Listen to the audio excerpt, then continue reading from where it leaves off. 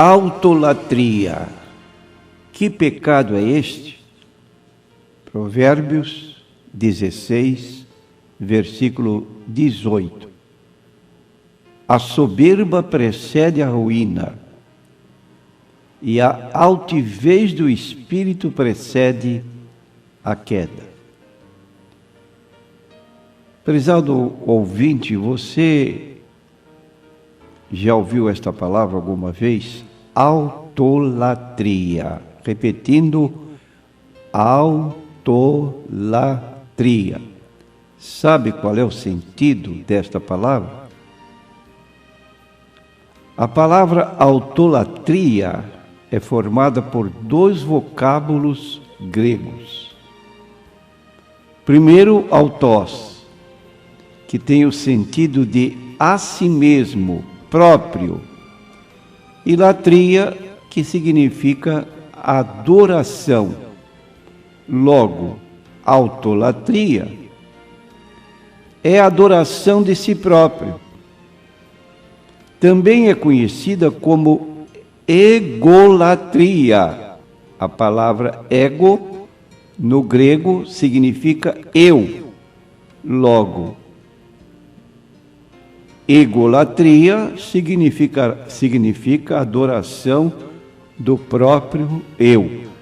Parece absurdo, mas é uma situação que nos tempos passados se deu e que hoje com mais frequência se repete, mormente considerando as religiões orientais como o budismo, hinduísmo, shintoísmo, nova era, que admitem a divindade do ser humano.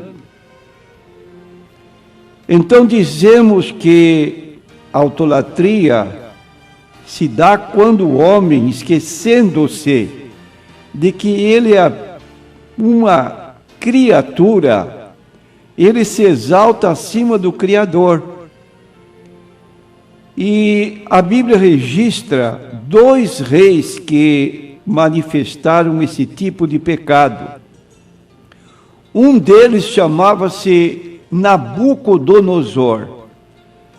Este homem, em certa ocasião, passeando nos seus jardins suspensos, que se constituiu uma das maravilhas do mundo antigo, ele falou dizendo: não é esta grande Babilônia que eu edifiquei para a casa real, com a força do meu poder e para a glória da minha magnificência? Olha que soberba de um homem.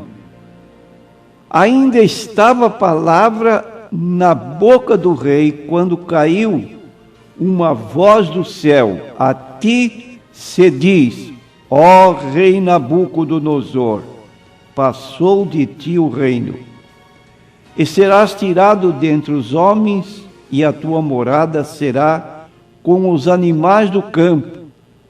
Far-te-ão comer erva como os bois, e passar-se-ão 7 tempos sobre ti, até que conheças que o Altíssimo domina sobre o reino dos homens e o dá a quem quer. Na mesma hora se cumpriu a palavra sobre Nabucodonosor e foi tirado dentre os homens e comia erva como os bois, e o seu corpo foi molhado de orvalho do céu, até que lhe cresceu pelo como as penas da águia, e as suas unhas como as das aves.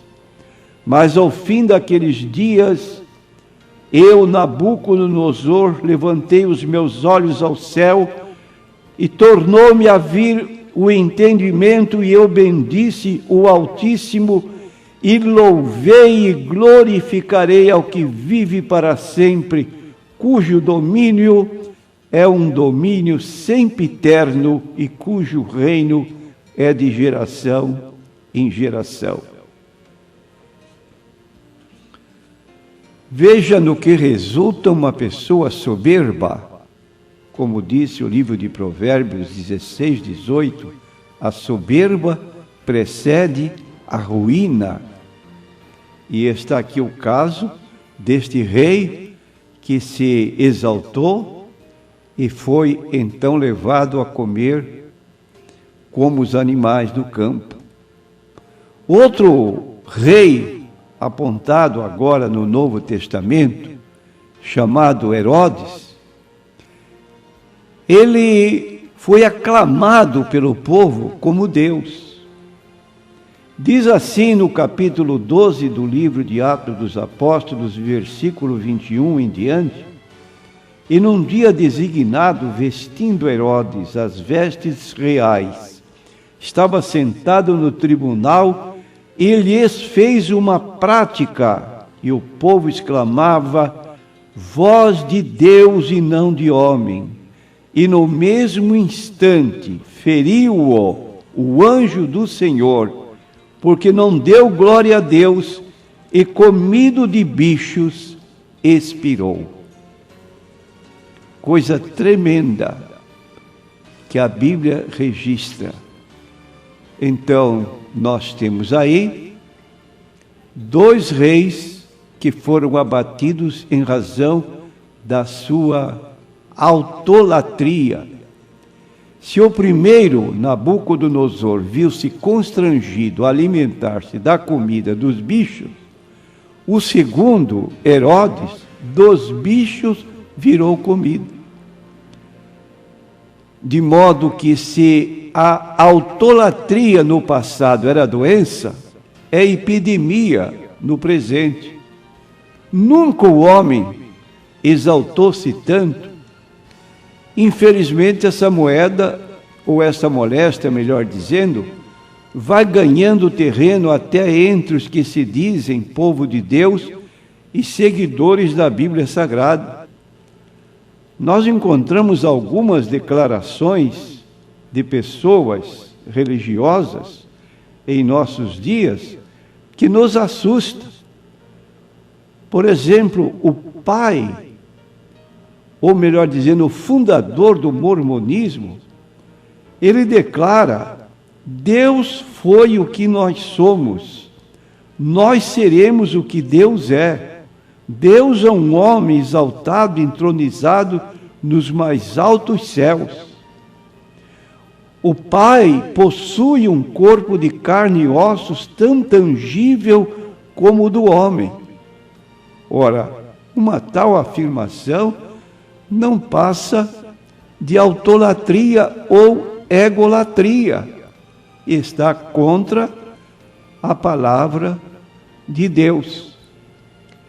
E nós encontramos a figura do querubim ungido, que é relatada na profecia de Isaías, capítulo 14, versículos 12 a 19. Isaías apresenta o príncipe babilônico como um dos mais perfeitos tipos desse ente celeste conhecido como Lúcifer, que, embora criado para a glória de Deus, ele resolveu roubá-la para si. Ele queria uma glória superior à de Deus. O profeta destaca-o como a estrela da alva, de tão perfeito que era. E, no entanto, ele foi lançado por terra por causa da sua altivez, cometendo este pecado chamado autolatria. E não ficou este pecado restrito a esse anjo caído, mas também chegou aos nossos primeiros pais. Adão e Eva foram envolvidos pela astúcia do diabo quando usou a serpente para dizer ao casal: se comerdes do fruto que Deus disse para não comer, sereis como Deus, conhecendo o bem e o mal. Então, a mentira do diabo foi que o casal se tornariam iguais a Deus, Está no livro de Gênesis, capítulo 13, versículo 5. E Adão e Eva exaltaram-se, ignoraram o mandamento divino para não comer do fruto proibido e caíram em transgressão, comprometendo toda a sua descendência. Na vida cristã, principalmente com relação aos ministros de Deus, o apóstolo Paulo, quando escreve a Timóteo, ele diz na recomendação para ser indicado um presbítero ou um bispo, diz ele, não seja neófito, para não suceder que se ensoberbeça e incorra na condenação do diabo. Então, 1 Timóteo, capítulo 3, versículo 6. Por que este aviso solene do apóstolo Paulo a Timóteo, para quando fosse consagrar um obreiro, tivesse cautela para não chamar um novato, um neófito, porque ele poderia cair nesse erro de se exaltar. Então, o obreiro não experimentado facilmente se orgulha do que não lhe pertence e corre o risco de ter o seu ministério fracassado. Se estamos no ministério, é porque Deus, em sua infinita misericórdia, nos chamou. Cuidado, a autolatria é um pecado gravíssimo, não pode ser acalentada, somente Cristo haverá de ser exaltado na igreja de Deus. E o apóstolo Paulo nos chama atenção para a pessoa de Cristo, no capítulo 2 da sua carta aos Filipenses, do versículo 5 ao versículo 11. Ele, existindo na forma de Deus, não teve por usurpação ser igual a Deus, mas se humilhou e tomou a forma de servo, e achado na forma de servo, foi até a morte, e a morte de cruz. Pelo que Deus o exaltou soberanamente e lhe deu um nome que é sobre todo nome, para que o nome de Jesus se dobre todo o joelho dos que estão nos céus, na terra, debaixo da terra, e toda língua confesse como Senhor, para a glória de Deus Pai. Aí está o exemplo do Senhor Jesus Cristo. E durante o seu ministério aqui na terra, no chamado Sermão do Monte, no capítulo 5 de Mateus, no versículo 3, ele falou alguma coisa que parece um absurdo. Bem-aventurados pobres de espírito, porque deles é o reino dos céus. Algumas pessoas admitem que pobre de espírito é ser uma pessoa obtusa, uma pessoa sem inteligência, enquanto que Jesus declara que pobre de espírito é uma pessoa cônscia da sua necessidade espiritual.